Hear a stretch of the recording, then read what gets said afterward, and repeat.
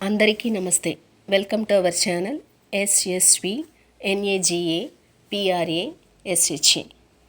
సకలాభీష్టప్రదాయిని సుందరకాండము సరళ సుందర వచనము. రచన భాషా ప్రవీణ. శ్రీరామరక్షా స్తోత్ర ప్రచారకులు బ్రహ్మశ్రీ పురాణ పండ శ్రీచిత్ర గారు, రోహిణి పబ్లికేషన్స్. శుక్లాం భరధరం విష్ణుం శశివర్ణం చతుర్భుజం ప్రసన్నవదనం ఛాయేత్ సర్వవిఘ్నోపశాంతయేత్. 41వ సర్గ. హనుమంతుడు అశోకవనాన్ని నాశనం చెయ్యడం. హనుమంతుడు అక్కడి నుంచి యువతలికి వచ్చి ఇలా ఆలోచించాడు.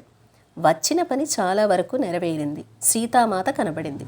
అయితే ఇక్కడ సామధాన భేదోపాయాలు విడిచిపెట్టి దండోపాయం ఒక్కటే ప్రయోగించవలసినట్టు కనబడుతుంది. ఈ రాక్షసులు సామోపాయం గౌరవించరు. అతి ధనాఢ్యులై ఉన్నారు గనక వీళ్ల దగ్గర దానోపాయం కూడా చెల్లదు. బలతర్పితులైన వాళ్ల మీద భేదోపాయమున్నూ పారదు. ఇక మిగిలిన దండోపాయం ఒక్కటే వీళ్ళకి రుచి చూపతగ్గది.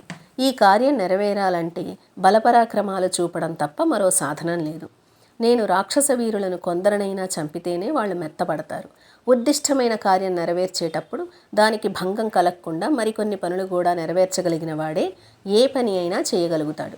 ఎంత చిన్న పని సాధించాలన్నా ఒక్క హేతువు చాలదు. ఇక పెద్ద పని విషయం చెప్పేదేమిటి?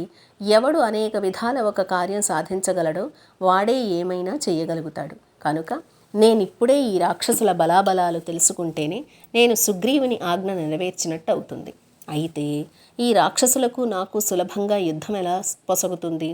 అప్పుడే రావణుడు తన వాళ్ల బలపరాక్రమాలు నా బలపరాక్రమాలు బాగా తెలుసుకుంటాడు గనుక రావణుడు మంత్రులతోనూ రాక్షస వీరులతోనూ యుద్ధానికి వచ్చేటట్టు చేసి అతని మనస్సులో ఉన్న భావము అతని బలము తెలుసుకుని మరీ వెడతాను. ఈ అశోకవనంలో సకల వృక్షజాతులు లతల జాతులు ఉన్నాయి. ఇది చాలా చక్కగా ఉంది. ఇదంటే రావణునకు అతి ప్రీతిలా కనబడుతోంది. కనుక ఎండిపోయిన అడవిని అగ్నిహోత్రుడు బుగ్గి చేసేటట్టు మనం ఈ వనం నాశనం చేసేద్దాం. ఇది నాశనం చేస్తే రావణునకు చాలా కోపం వస్తుంది. దాంతో రాక్షస వీరుల్ని వెంటబెట్టుకుని రావణుడు యుద్ధానికి వస్తాడు. అలా వచ్చిన ఈ రాక్షస యోధులకు నాకు గొప్ప యుద్ధం అయిపోతుంది. నేను ఆ రాక్షస బలమంతా విలాసంగా నాశనం చేసి కిష్కిందకు వెళ్ళిపోతా. ఇలా నిశ్చయించుకున్నవాడై హనుమంతుడు వాయువు ప్రకోపించినట్లు చాలా క్రుద్ధుడై అందున్న మహావృక్షాలన్నీ కూల్చేయడం ప్రారంభించాడు. కొంచెం సేపటికే ఆ వనంలో ఉన్న చెట్లన్నీ నాశనమైనాయి. లతలన్నీ నేల మీద పడ్డాయి. జలాశయాలన్నీ అల్లకల్లోలమైపోయాయి. క్రీడా పర్వతాలన్నీ నుజ్జునుజ్జైపోయాయి. చూడ్డానికి అది చాలా భీభత్సంగా అయిపోయింది. అది దావానలం వ్యాపించిన అడవిలాగా అయిపోయింది. రావణుని భార్యలకు అమితానందం కలిగిస్తూ వారికి ఆదరభాజనం అయిన ఆ వనం పూర్తిగా పాడైపోయింది.